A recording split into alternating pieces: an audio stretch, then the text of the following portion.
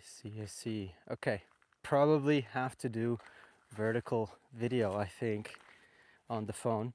Yeah, sorry to everybody who's maybe seen this live stream pop up a bunch of times already. I've been trying to get this working, but clearly making a fool of myself. So yeah, let me know if everything's going okay and if you can hear me well. Um, Maybe quickly write in the live chat that things are working for you. And yeah, for everyone tuning in, great. I'm starting to see some comments. Nice one. Thank you very much. Cool. So for everyone tuning in, I'm at the quarry, the flooded quarry that is managed by Rewilding Portugal. I promised this in a previous live stream. Here it is, and I thought I'd give it a crack to go see one of these places with you on a live stream, see how it goes, see if the experience is a good one for you, for me, for everybody involved. And it's going to be like this real informal experiment. So I'm just trying it out because I actually wanted to do this in the flooded forests in Slovakia and also in the wet sedge meadows that we are working with Bros there. But as it turns out, the connection is really bad. Here, thankfully, let me see if I can try to show that to you. In the back there, can you see that antenna there? It's I think it's an antenna that like propagates the signal. So that's pretty lucky. It looks really ugly over there, but it's handy in this particular situation. And in terms of what we're gonna do here, I have like zero hopes that that I'll be able to show you wildlife because I'm on this phone and apparently YouTube doesn't even allow me to like zoom in properly. It does like optical zoom only, and I forgot my binoculars at my accommodation, so not able to even do that. But what I want to really show you is a bit like the layout of the wetland itself and all the various bits, and also maybe try to answer some questions. Wow, I see already 130 people tuning in. That's like, I think that's more than the boring ass live streams that I usually do sitting behind the desk. So that's really cool. Nice. So yeah, I'm gonna quickly say hello to everyone. So hello Mini Pilly, Fuzzy Tiger Cat, Just Another Scroll, Julia, Chandel Ballard, Nate Dora, Estatic, Charcoal Latier, Big As 9, Mr. Pentumor, Cucumber, that's an easy one, Blast, Bordex, hey Yudi, thank you for tuning in Yudi, I feel reinforced here. Some mossy earth person in the chat, feel free to answer any questions Yudi. It's the weekend, so I didn't expect anyone to come in. Yudi, if you guys don't know, he manages our coral restoration project.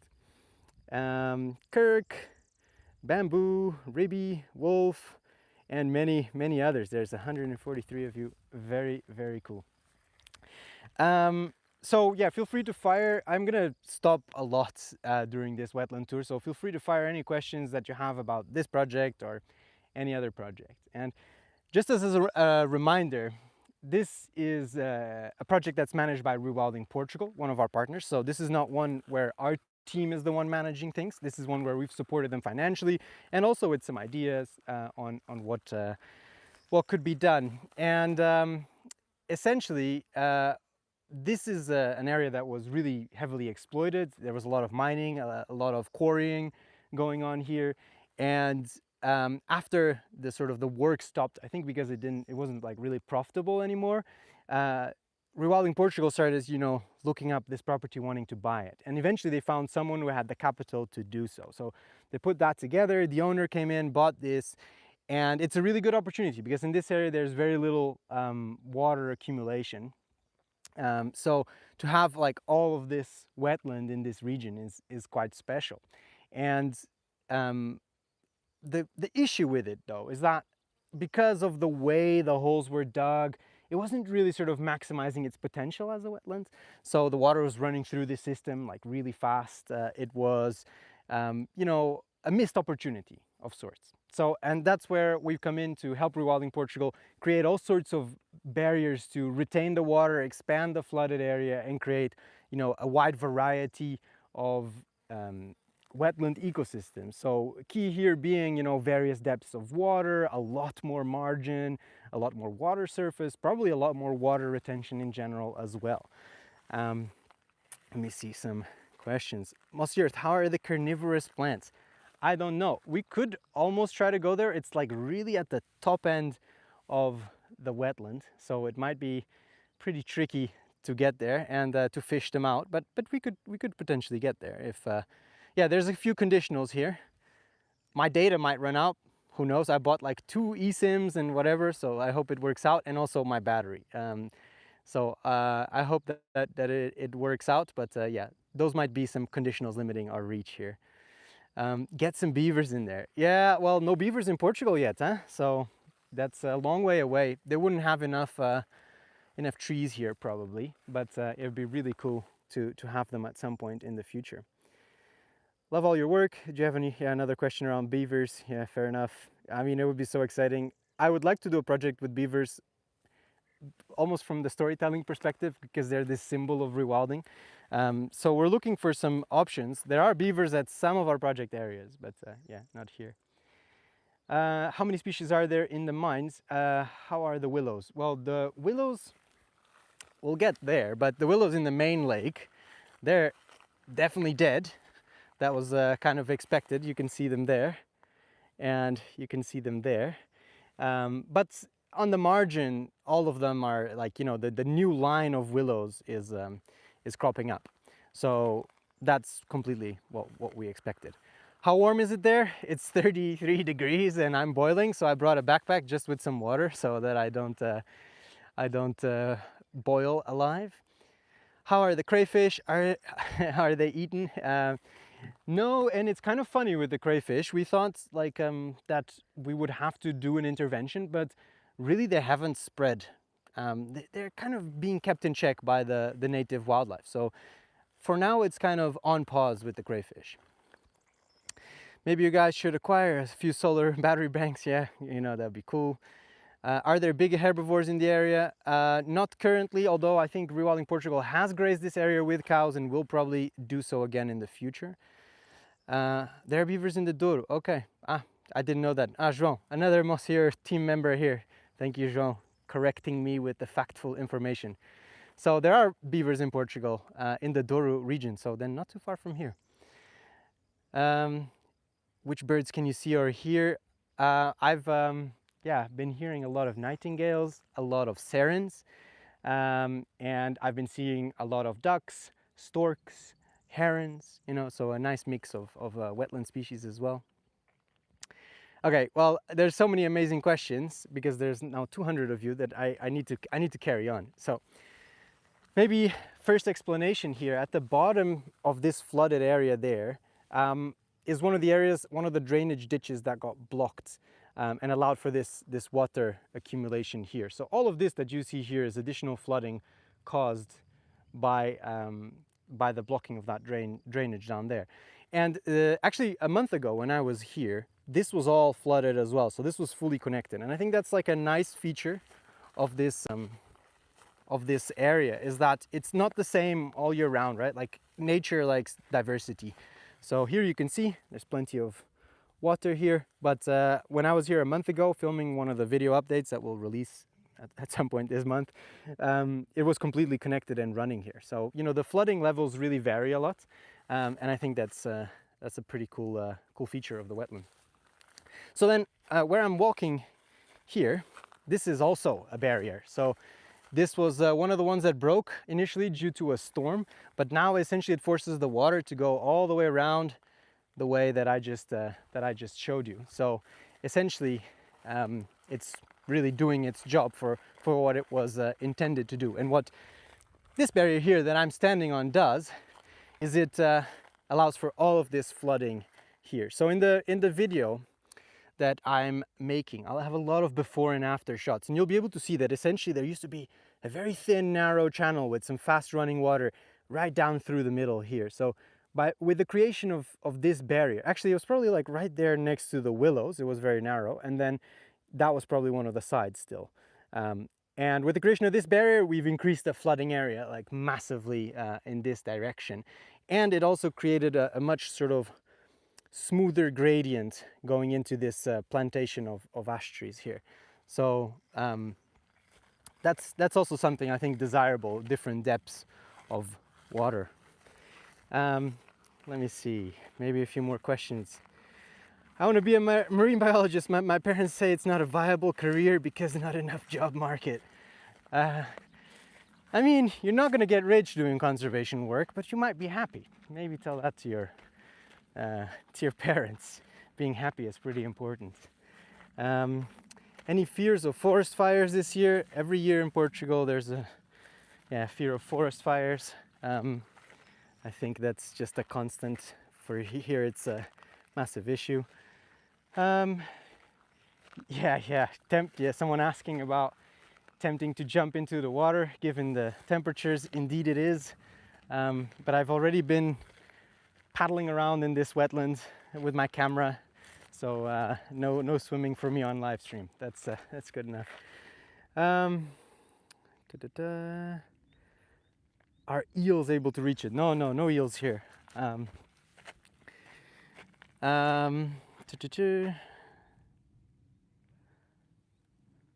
all the trees on the side planted? Yeah, they were planted at some point. Someone decided to do it. Rewilding Portugal decided not to rip them out. They're ash trees. They're kind of the correct species, even if they're in rows. I mean, at some point you just gotta let nature be, right? So you're asking whether they're wild. They are wild now, but they are a bit planted in rows. But no point ripping them out just because we don't like how they look.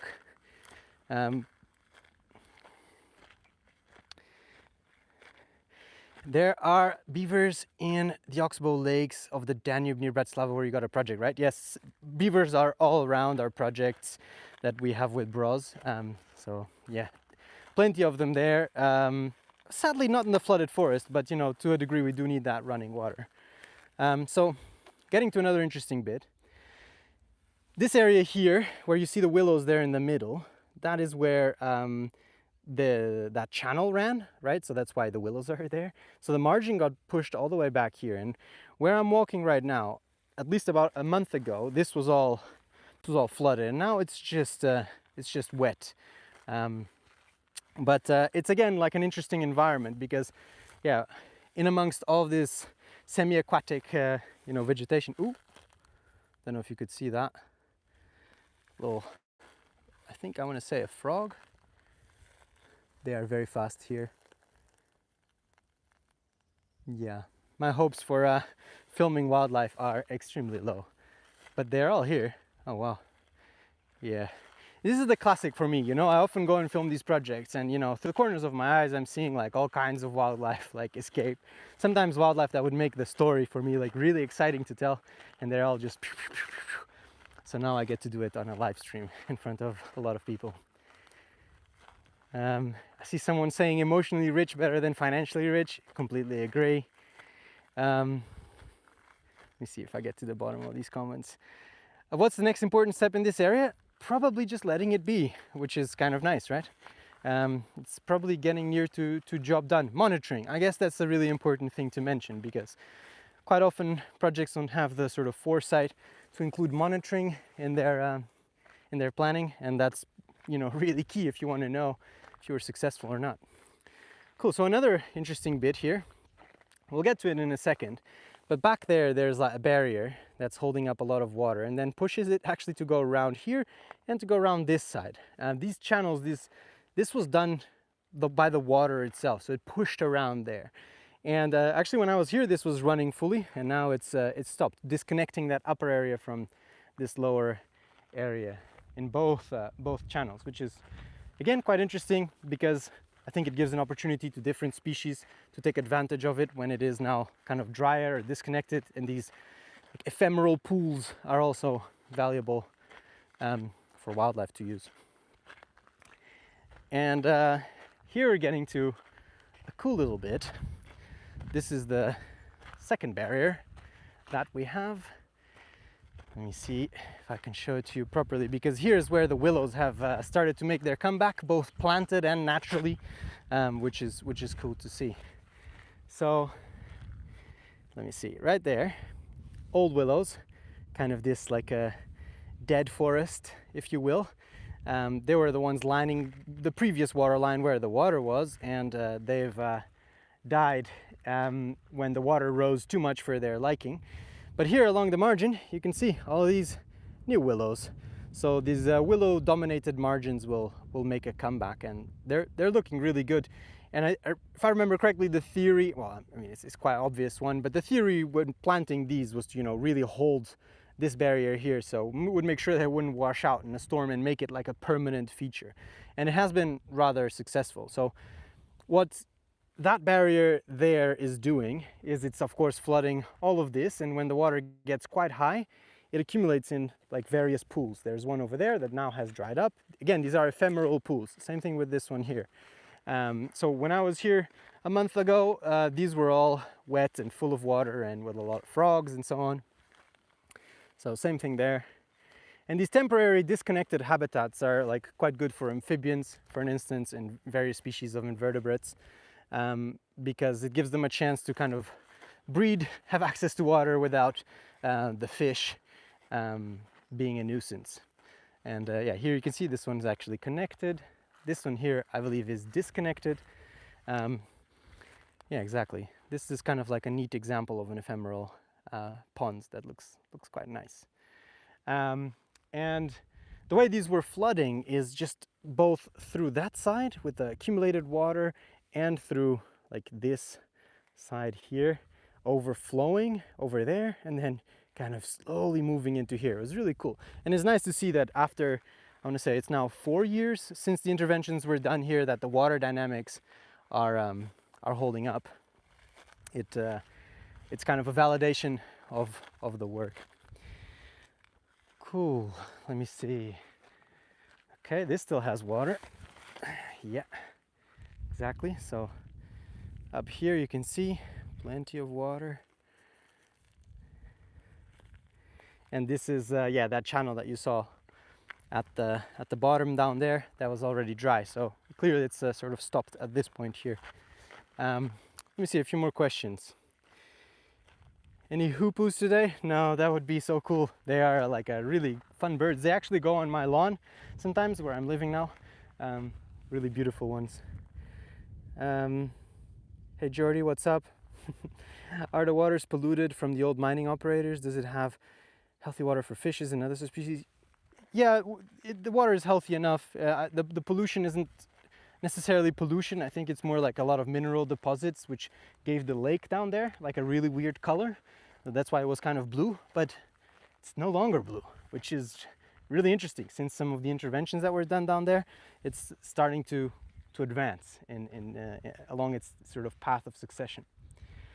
Will this be available on YouTube later on? I think so. I'm doing this vertically. I think it should still allow it to go. It's my dream to do what you do. How did you get to this position? Do you get paid? And if so, how much? If you're comfortable sharing. And do you live somewhere permanently? Don't live somewhere permanently, trying to figure out where to live. Conservation pay is really bad. Now, of course, I'm earning a bit better. Probably rather not disclose that. I mean, it's like average, if you want to benchmark, a bit above UK average, slightly around, let's say, the Copenhagen average, I want to say. I saw someone Danish in there, so. How do you get started on something like this? Well, for me, it was years and years of just, yeah, together with Matt, just kind of grinding away and being able to, live on 500-600 euro salaries, and then, figuring out step by step what to do next. But broadly speaking, I think to get into rewilding, I think it's all about joining an organization, trying to access some big structural funding. I think that's how most people do it.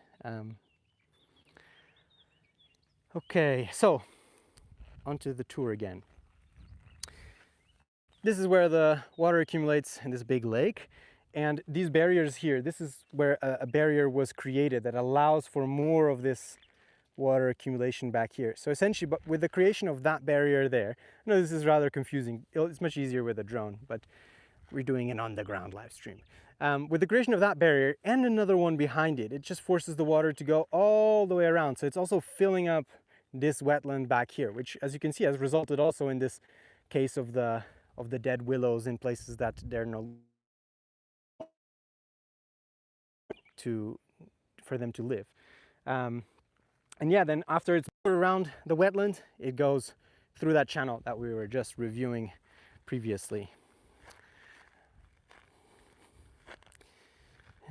Let me see.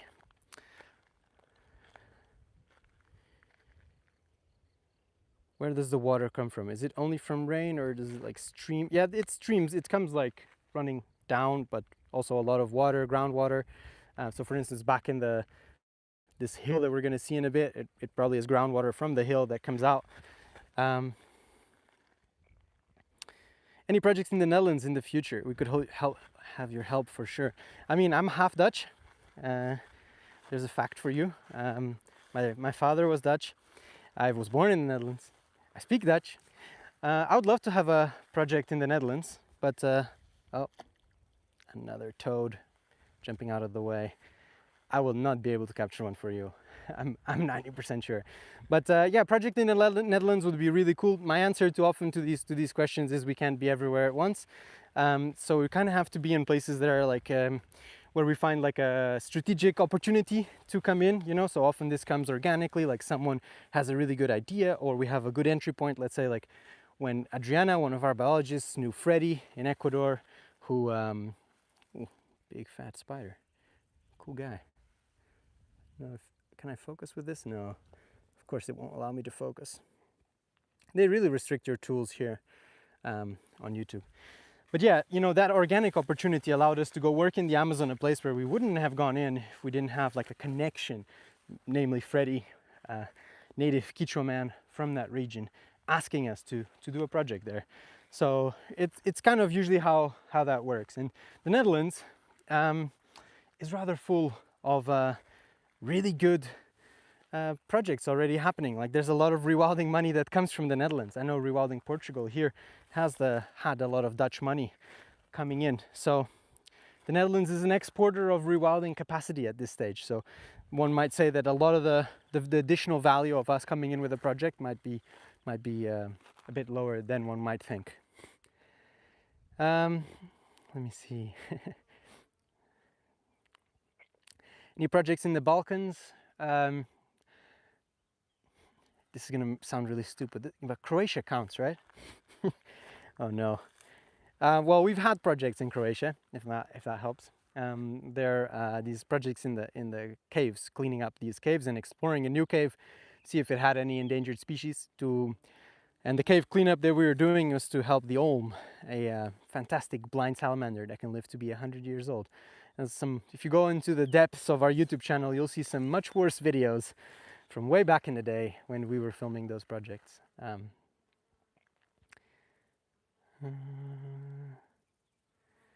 Okay, let's see. No worries, Jordy. How do you decide which projects to focus on? Well, again, it's a mix of organic opportunities and also essentially trying to see where our money will go furthest, right?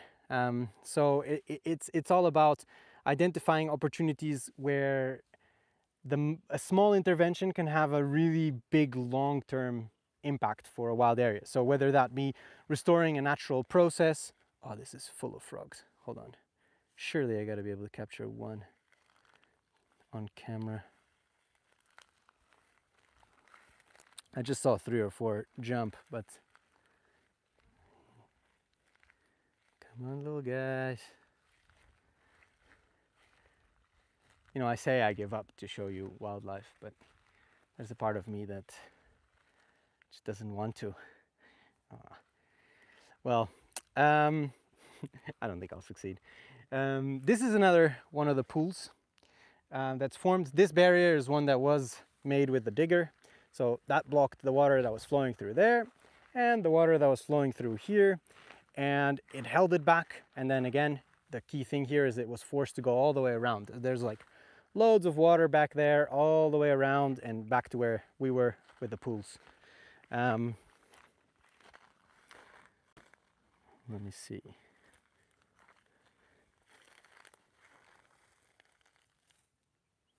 Oh, I saw one jump there. I don't know. If you play it back, maybe you'll see it. Yeah, it's also not so interesting. You know, it's just a lot of frogs. Everybody sees frogs all the time. I just like filming them and part of the wildlife that lives here. And it's funny, you know, filming, trying to tell you these stories in wetlands is interesting because wetlands are full of life, and obviously so, but it's super skittish because they have a great number of places where they can hide. So they usually do a really good job at that. Okay, so now here we get to a place that many of you will be familiar with. This is the, you know, we created a lake area. So this is where we built a barrier down there, and all of this was not flooded. So all this water that you see here wasn't here before. It's a really cool little bit of wetland that it has become. And I've tried to film a bit underwater here, but the clarity was like really bad. But I have been able to see some European pond turtles in here. They were also here right after we created the lake, so it's not like a huge surprise, but it's still cool to see them because back then the water was really clear. You know, it had just flooded. Now there's all this life that has moved in, so it's much harder to film underwater. Which, yeah, it's okay. You know, the animals could use their privacy. Is this the same location that was plagued by the American crawdads? Indeed it is. But, oh, come on, frog. Ah, they're jumping so fast. Yeah, it is that location. And they have mostly stayed below these barriers. So there are no signs, I don't see any signs up here that they have been eating the plants. You know, usually you can see the cut marks, but we haven't seen that up here. So that's quite positive for now. And it has meant that we've sort of like held back on, sorry, I got to bushwhack a little bit, held back on, yeah, trying to do something about them. Ooh. Okay, yeah, it's a funny wetland to walk around. And by the way, I know some people have tried to get in here. This is private property, so please bear that in mind. I think the owner wants to open it to the public at some point, but for now I think we all have to respect that. So please respect that if you're passing through and you figure out where this wetland is. It's a really cool place, and I'm sure people will be able to visit it at some point in the future. Here, look at this view. Ah, what a wetland. This is cool. All these cattails just lining the side. Dragonflies everywhere. It's full of amphibians. I filmed a bunch, I know, like 10 of them singing together there a few weeks ago. Now it's also scorching hot. That's also why I decided to do this live stream now, because I'm actually on a busy schedule to try to film a lot of wildlife. Tonight I'm gonna go try to film otters. So I need to be kind of like at sunset time, you know. So I thought during the hot hours I'm not gonna film anything. The light is horrible. Well, I can do a live stream, so I can hold, you know, I can stay accountable to my promise for once. Oh, come on. These frogs, they're just giving me hope. Yeah, well, around these ponds here, I found some, so this is also another barrier that's been made. You can see it just goes just right through there, but the water also accumulates really nicely here. And this is where it comes down from the hill. The water just, you know, kind of runs down this hill, so it drains down the hill. I guess that's the correct term. I'm not a hydrologist, but then it accumulates here. And eventually it connects to here as well. So then it floods that lake. Maybe let's, I think I'll walk on this side here to the first barrier of this project. Patrick, hi there, cool to see you do a live stream. Location looks really beautiful. Patrick, he's done some filming for us, really nice guy. Has his own YouTube channel, Patrick in Nature. Shout out to Patrick. Yeah, it's a really beautiful location. I bet you'd love it here, man, and you probably would get much better wildlife footage than I'm, well, of course, getting on stream, but getting in general as well. Would you partner with Ecosia? I mean, they do tree planting, I think, usually with other organizations, like they pay other organizations to do it. So I don't really see where we have a lot of overlap for partnering, but they're cool. I've spoke with them at some point many years ago. They're really nice. What is the most common challenge you face doing these projects? Paperwork. It's the sad reality. The ideas are easy to come by, the plans, the interventions are simple, but when you're doing conservation and rewilding work, you need to follow the law, because the law is also something that protects nature a lot. So you can't be like a hypocrite and just do things illegally. So if you want to do things solidly from the ground up, not make anyone angry, not create enemies along the way, you need to fill out all the paperwork, make every stakeholder happy, and yeah, that's probably the biggest obstacle. Good luck with the otters, mate. Yeah, I saw one yesterday, as usual. It's like the list of animals that goes on the list of, I promise I saw it, but I didn't film it. That's a pretty long list for me. But yesterday I came quickly here in the evening to have a look to see if the water had gone down enough in a particular area that I'm filming. And I saw one just, I had never seen one here. I only seen like the piles of their poo and their trails, and I saw one run right across. But a few years ago, Tiago, my brother and one of our biologists, he managed to film some having a really good time in the water.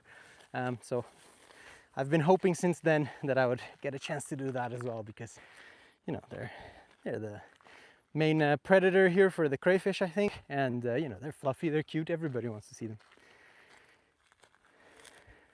Yeah, otter squatch, yeah, exactly. It's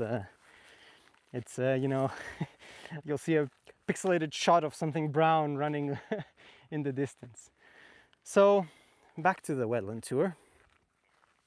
That barrier there next to this road, that barrier there is what has created all of this flooding that you can see here, that goes all the way. I was showing this to you from the other side. And for the keen-eyed among you, you might notice something different here.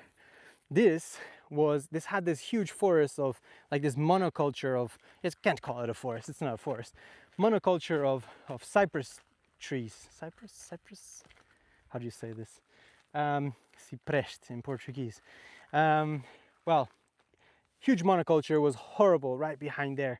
And in the last 2 years, since the time I've done a video on this project, Rewilding Portugal has ripped them all out. And I think the area is much better for it. You can see all kinds of oaks like popping up. Yeah, it's really good to see. Thanks for doing a live stream. How do you think this project site will do in terms of heat resilience, given the water retention already happening? The El Nino forecasts keep worrying me. It'll retain, it always gets hot here, right? Like this place here gets like 44 degrees in the summer. Maybe it gets hotter this year. But I'd say I'm broadly optimistic. So here as well is an interesting site. So this is where we actually accidentally ruined a pond. We showed it in the last video, but it is interesting. There was a smallish pond here which was really diverse and was disconnected from the wider area. But when the barrier down there was built, the water flooded, it rose, and it went over this little barrier here and filled this up. And it allowed access to maybe the crayfish, maybe the fish themselves, and a lot of the aquatic vegetation here died. So, when you're playing God, sometimes it goes wrong as well. But like the bigger perspective here is things are looking really good, and the interventions have been a success in what we wanted them to do. Cool. So I'm gonna maybe try to walk to the other end of the wetlands. For whoever wanted me to go and get to the carnivorous plants, that trek might be a little bit too much right now. So I'm instead gonna try to show you the complete other end of the wetland, where we have this blue lake. Cool. How in general response from local people and governments where you do your projects? It varies, of course. Some places it's more of a struggle. Depends on the sort of level of integration. Let's say where we have our project, for instance, further down south in Portugal, we got a good relation with the municipality. The mayor is like keen on us bringing like money and fixing some of the things which needs to be fixed in the area, and keen on aligning with the work that we're doing, for an instance. In Scotland, yeah, it's gone well as well. For instance, the regulator there is happy with us, Nature Scot, but we have a lot of stakeholders there we have to manage. It's like poor old Milo the other day was telling us about, like, you know, how many kind of different authorizations he needed, and you know, once you get one, it starts expiring and you need to make sure you get all of them before that one disappears. So it's quite the game. How many hectares is this project area? Oh, that's a good question. My gut feeling tells me maybe around 200. I should know this, but I don't, I'm sorry. It depends whether you count the flooded areas and the non-flooded area. Flooded area is much smaller. The property in general is probably quite big. Would it be beneficial to isolate and drain the crawdad pond to remove the population? Yeah, so this is an interesting one because there's been, you know, they're invasive all over Europe, and there's been a lot of people trying to get rid of them, and usually they fail. Like Pedro, who here from Rewilding Portugal, one of the leaders of Rewilding Portugal, was telling me that he once had a project where they drained the whole pond, plowed it, let it dry for like ages, then reflooded it, and it was full of crayfish again. So I think it goes to show that the best we could aim for here would be suppression of the population, and probably not the outright like eradication, you know. And this is the case quite often with invasives. It's a fool's quest eradication in many instances. Maybe in a place like in the desertish islands in near Madeira in Portugal, where we have the snail project, like I'm gonna mess up their name, IFCN now, I guess, ICNF, but they've changed the organization of the letters. So anyway, they have managed to get rid of the mice, the rats, not mice, sorry, the rats, and the goats from one of the islands, and that's what allowed us to do a reintroduction. It's an island, it's a controlled environment, so that's a place where eradication is feasible. Here, I mean, how did they get here to begin with? You know, were they released?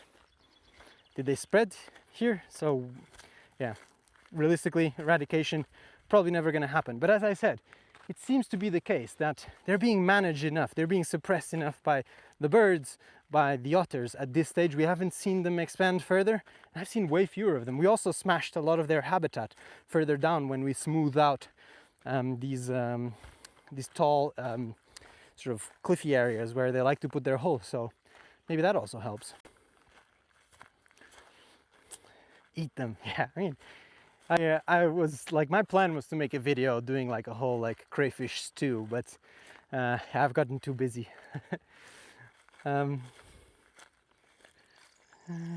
Is there a land / project you hope to do something for in the future? I mean, we have our own land that we bought in the south of Portugal. Hoping that one we'll be able to do a lot of stuff there, so you'll be seeing more on that. Of course, we also have our land in the Amazon, and where we are doing a lot of projects. In fact, we just recently released a video, so you should go check it out if you haven't already, where we've been planting tree islands to restore the grassy areas of the lands there in the Amazon. We've been using this technique, well, we've been calling it tree islands, but it's called applied nucleation. So it's like this mix between instead of planting outright the whole area, or instead of just letting it all regenerate on its own, because it wasn't regenerating, we're planting these islands and cutting the grass to allow for the birds to come to these tree islands, to allow the seeds from those trees themselves to spread. And essentially this should help with like it's a mix of, it's a kind of a form of assisted natural regeneration. So it should help these islands slowly connect to each other and then connect to the bigger, wider forest. There is a newfound momentum in Hungary for nature conservation, especially flooding lands because of the severe drought. Any plans coming to Hungary? No plans to come to Hungary. Again, same answer as usual. We can't be everywhere. Glad to hear that also, you know, Hungary had a bit of a political change, so maybe things might be a little bit better. I'm not sure. It's also funny, you know, Hungary is like an interesting case because right across the water from Slovakia, they didn't build the really damaging part of the dam that Slovakia built. So yeah, it's oddly like Slovakia in the 90s had some foresight on some of these things. I'm gonna turn off the camera for a little bit because I gotta climb a fence and I don't think you want to see that. 1 second. And also my car is parked here and I don't want to dox myself. That would be silly. Okay, hopefully that's still working. Okie dokie. Okay, let me know if this is alright.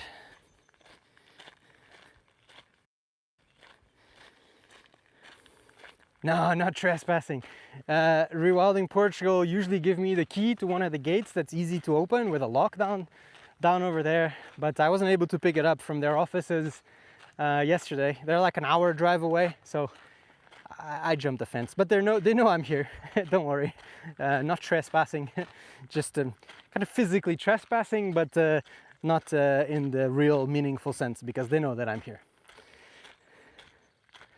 I drive the Batmobile. Yes, that was the thing I didn't want anyone to find out. Can I come over there?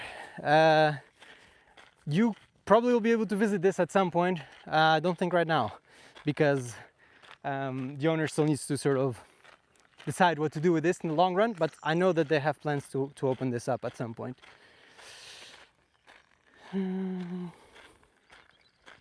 Love your videos and your work. Doing a PhD in valorization of Portuguese acorns. Maybe we can work together in the Mirror project. Actually, that's quite interesting, yeah, because we are looking for ways for that land to showcase that you can still make money from like a wild area like that, you know, by extracting the cork or the acorns, or, you know, the mix of things that you can get from like a healthy Portuguese forest, as opposed to the really crappy, soul-crushing eucalyptus monocultures. So yeah, that could be cool. Maybe you can write into our like a team inbox. You'll find it on the website, and our team will sort of route you in the right direction and see if it's a good fit. How's the project going in Indonesia? Really good. Go watch the last video. We have 2 videos out already this year, so go check that out. Will you do any work in Ireland? We've planted trees in Ireland a long time ago, in the early days of Mossy Earth in 2017 or perhaps 2018. We planted some trees there. So we have done some work in Ireland. Currently no plans. Again, I refer to my answer of can't be everywhere all at once. We need to make sure our money is well spent.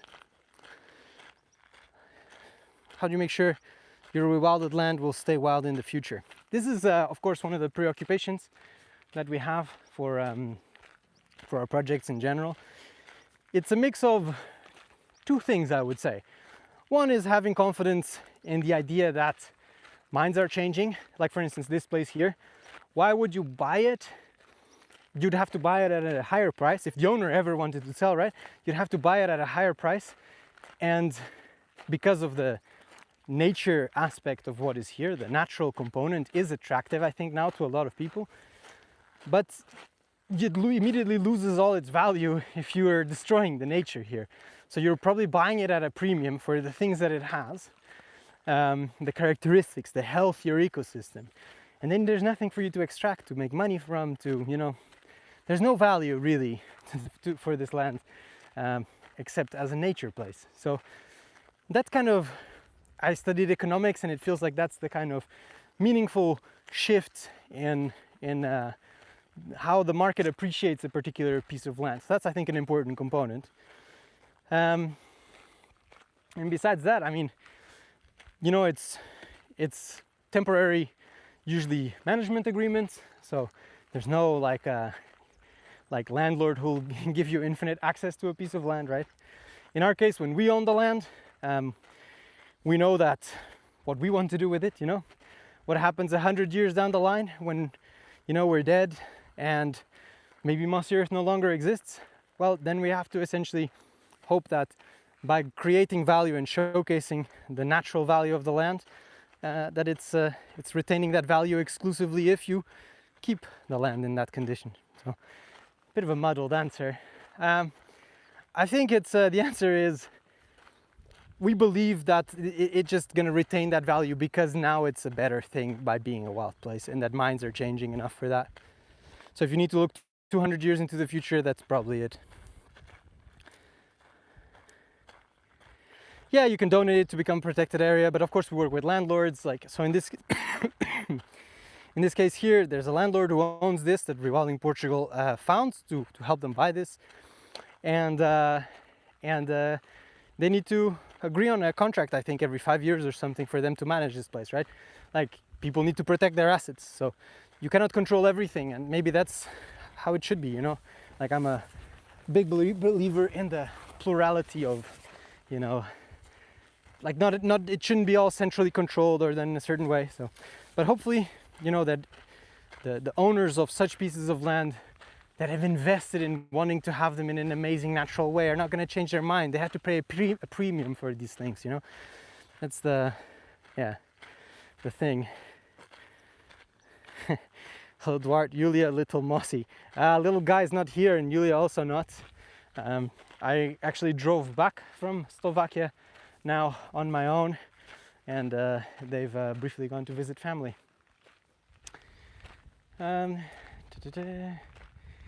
Any collabs you would hope for? Yeah,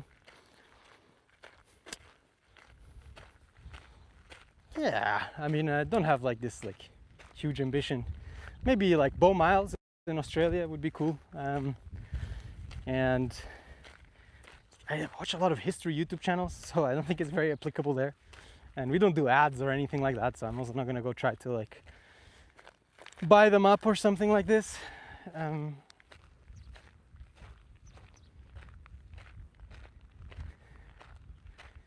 Do you work in Canada? Nope. My grandparents are actually, well, they are Dutch, but they are living in Canada, or well, in this case now my grandma only. And I visited many times. They live in Vancouver Island. I really like it out there. Your nature is pretty epic. Creates reserves supported with ecotourism. Exactly. Tourism is one of the few ways in which nature can pay for itself, if you will, right? Conservation easements. I'm sorry, I don't know exactly what a conservation easement means.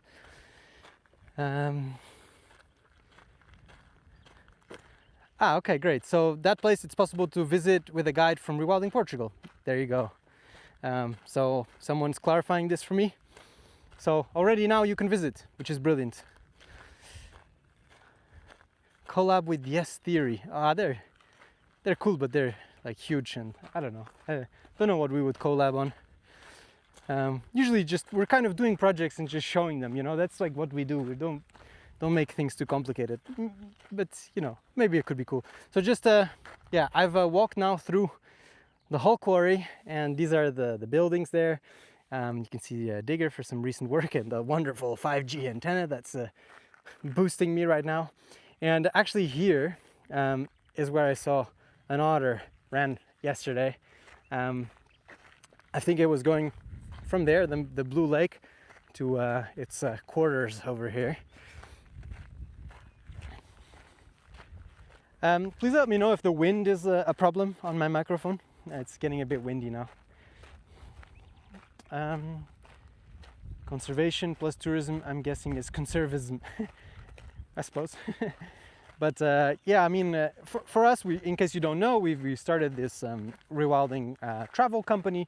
So we're bringing people to our own projects to begin with, and now hoping to expand it to partners as well, and to start opening more and more trips. We actually sold out for the first year, and we'll be opening different kinds of trips, also at different price points. We've also brought some volunteers to Iceland recently, so we're looking maybe at standardizing some of these volunteering opportunities. So anyway, we are really exploring that space because we feel like Mossy Earth members want to be visiting places, and it's a really big deal for us. So yeah, if you're keen to join a trip, then be sure to check out Mossy Earth Journeys. I'm sure the links will be on our website and so on. But I think all the trips right now are sold out. But soon we will release new dates for 2027, and also new trips maybe at different price points, because I know the price isn't for everyone. Cool, we're at the Blue Lake. What we used to call the Blue Lake. Still looks pretty blue, huh? So, as you can see, it's really tall margins here. And this is where we have created 2 islands with some additional smoothing of barriers here. And you might say, 2 islands, where is the second island, Duarte? Well, that's the second island. It's underwater right now. You can see the plants just sticking out.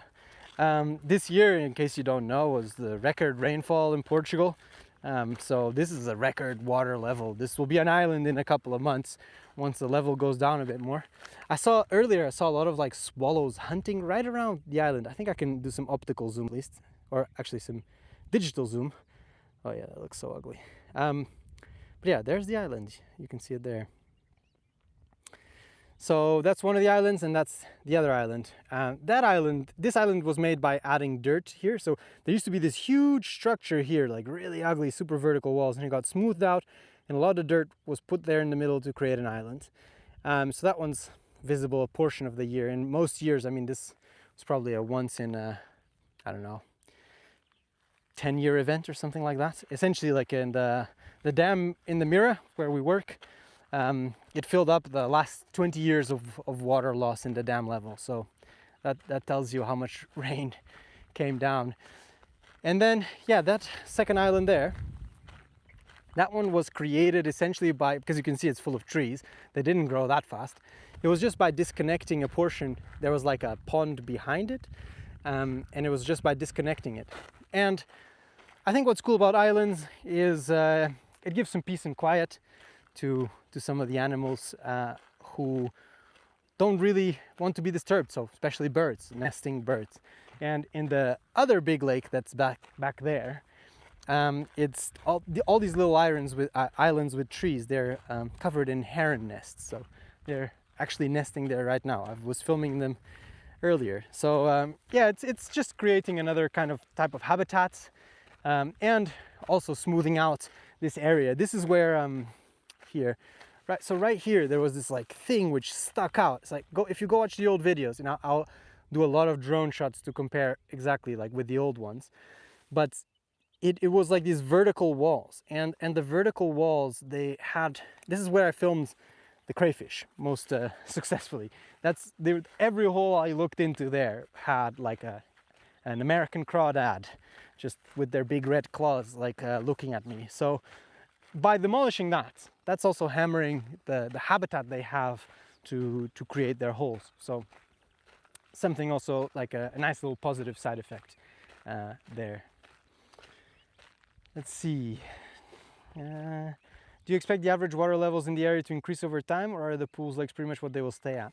I think they're higher than they will usually be, but that's completely fine. I think this is like a really high level. Oh, wader birds, no, come back. Oh, last ones. There you see. I'm disturbing all the waders. Can't say I didn't show you some wildlife today. So yeah, nice little, I think they're sanderlings, using the smoothed out shore that we have created. You know, there you go. Really cool stuff. So as you can see, it's also a new type of environment. Back there is also a good example. I don't know if with the digital zoom maybe I can show it. There you can see how the walls used to be, and there you can see sort of how it's been done later on. So they've been smoothed out quite a bit. Okay, so yeah, that's the Blue Lake. Let me show you a little bit closer. Just I'm thinking of making 2 videos for the update on the quarry, so that I can tell the story a little bit better without stressing out about time. So I'm probably going to make one about the Blue Lake down here and all the changes and the wildlife that I find around here, and then one about up there in the We Created a Lake area that you saw earlier. So yeah, there you go. That's the islands. This is the Blue Lake. It's looking less grim. Oh, crayfish. There you go. The one wildlife you get to see is the crayfish. No. Yeah, I don't know if you can see it. Well, you probably can. Yeah, that like black thing moving across. So, oh, and another one right next to it. So they're very much still around in this Blue Lake. Oh, little swallow. Nice. So yeah, clearly this is still full of them, but I didn't see them up there. So, you know, they're clearly being suppressed enough that they're not like spreading uncontrollably. So I think that's a nice sign for us, and definitely I think it tells us we don't need to rush to do something about them. Do you have a project that's taken up more of your attention recently compared to others? I love the coral restoration. My attention. The team's attention, I mean, the team is divided into teams, right? So every team is paying attention to their own project full time. I haven't had to pay particular attention to a specific project too much recently. I guess I've been in Slovakia filming. I usually pay attention to the project that I'm filming. Otherwise, everything's like ticking along nicely. I was wondering if you take interns. Yeah, I mean, we would love to create a better internship program. It's something that I think would benefit us a lot because we have a lot of people who want to do things, you know. So it would be really nice to give them something to do. Recently, for instance, we had volunteers in Iceland for a couple of weeks, and they're doing the tree planting there. It's really amazing. They paid for their own costs to go there. So essentially for us, we were able to do a project at like no cost, and they were able to have like a really meaningful experience. I think Kari had a good time because he's not alone, him and his wife. They're not alone planting in the rain, you know, so I think that's been quite cool.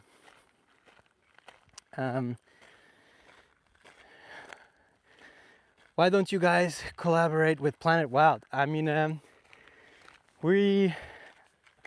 I've been speaking with them for years, since before they were Planet Wild, back when they were doing carbon offsetting, and since before they were doing carbon offsetting, so before they even started the carbon offsetting company.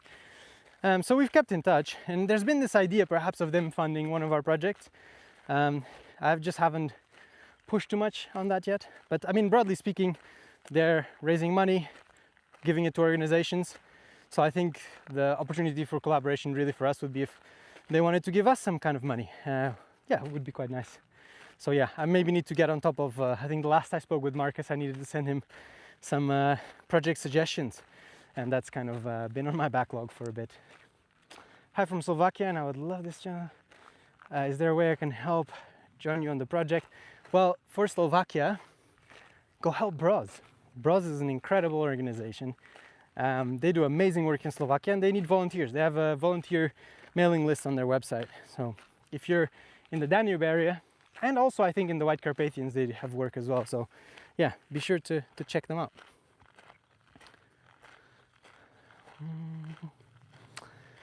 Sounds great. Could I try and participate in the voluntary work in Iceland?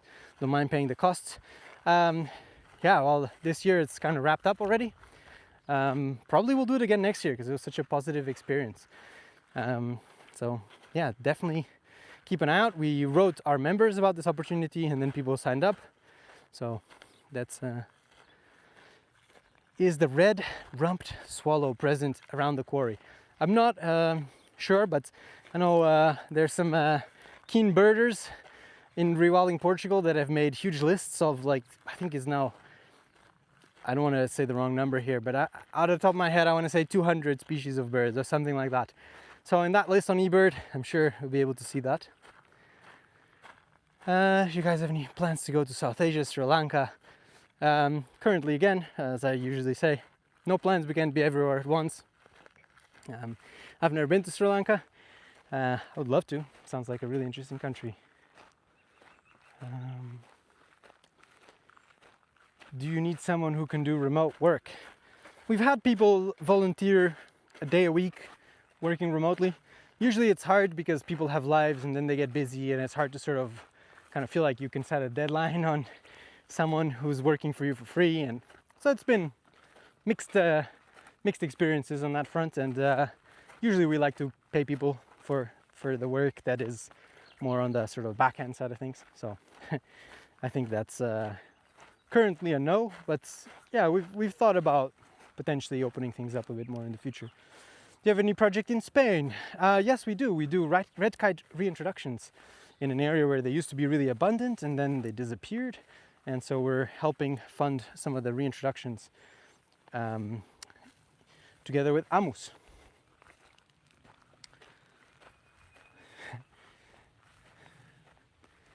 If you are rewilding in Ecuador, why don't you consult with Omar Tello?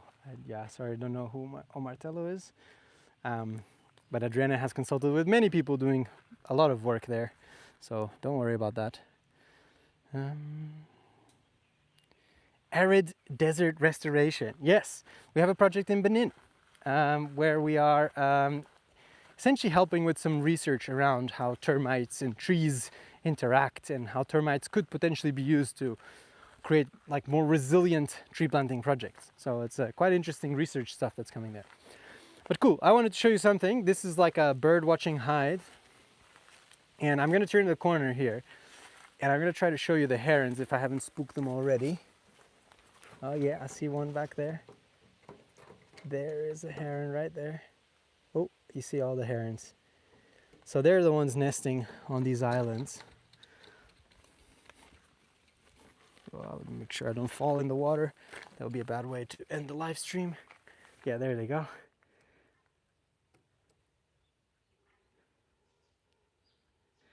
So they're nesting all over these trees. You can see many of them chose to stay behind, so I don't think I'm bothering them too badly. But yeah, this is the other lake. It's a nice little example perhaps of what our trees would be able to offer in the islands we have on the other side. So I'll get out of here now so I don't bother them any longer. Actually, I found a new trick, which is kind of funny. I found it out in Slovakia that my drone that I used to film videos on now, it now has a zoom lens. So I'm able to actually fly it really far away and film wetland animals much more easily, and they clearly are like less stressed. So because they don't see the drone, you know, it's quite far. It's got this lens, it's far enough that they're not bothered by it. It's been really interesting. I found so much more stuff than in years before. And of course I still go out into those wetlands and walk with waders and look for things. But the difference was, instead of seeing, you know, the tail end of a bird like flying away from me, I was really able to film some behavior and what they were doing, which was quite cool. Okay, well, we've been live for an hour. I will maybe answer a few more questions, and then I think I'll wrap it up. This has been pretty cool to do, actually. I was a bit nervous going into this, but it was a good time. Can we see inside the hide? No, it's locked. Again, I forgot to ask Rewilding Portugal for the keys. Rewilding, grazing, browsing megafauna in the Mira Basin. We definitely will be bringing in some grazers, some browsers, different herbivore guilds into our land there. For sure, it has to happen. Otherwise, it's, you know, we will be forgetting about a really important part of the ecosystem, right? So we'll be doing that. The exact configuration isn't clear yet, but we'll probably be getting the help from some local shepherds on this stuff. Godspeed, mate. Thank you. Do you think deserts are beautiful ecosystems? Yeah, I mean, deserts can be amazing, right? I spent some time in Arizona a few years ago, and I mean, walking there and amongst the choyas and the saguaros and, you know, with that red dirt, I mean, incredible. And I've seen deserts in many other places, in Peru, you know, and there, of course, there are all kinds of animals that have like specialized to live in those places.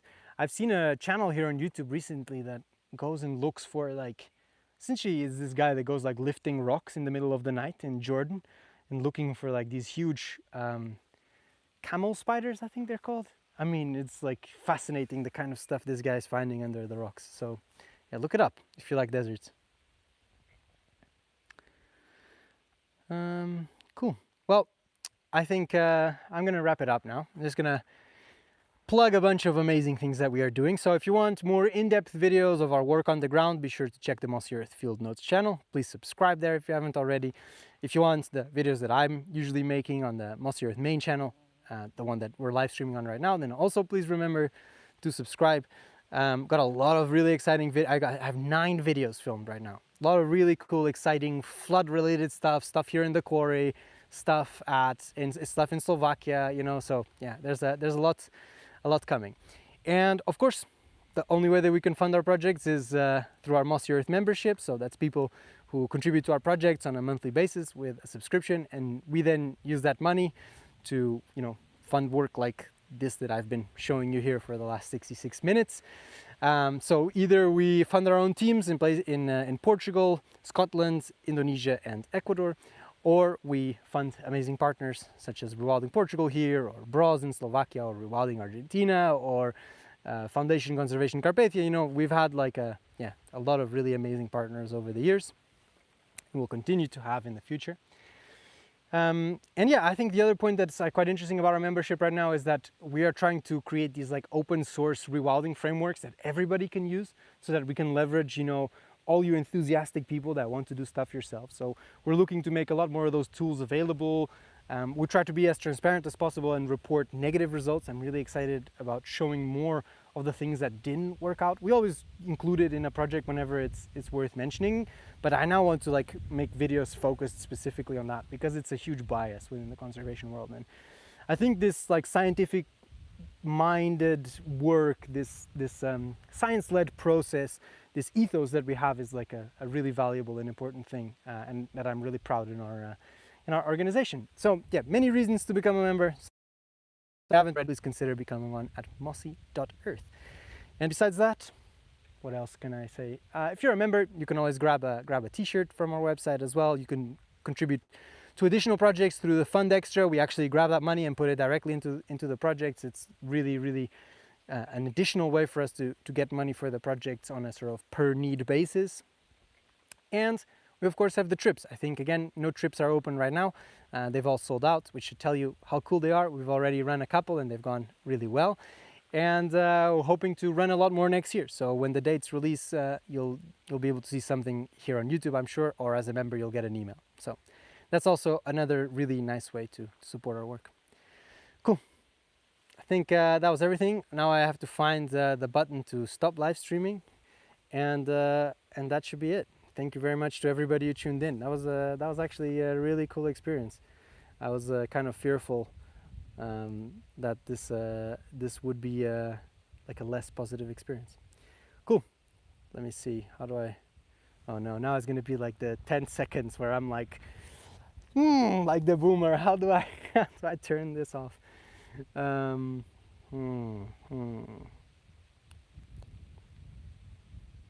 That's not it. No. I guess that's it. End stream. Yeah, cool. I found the button. Thank you everyone who showed up. That was really nice. I was quite nervous to do that, but it was a really nice time. That was fun. I'll try to do this more wherever we have a 5G antenna planted next to a project.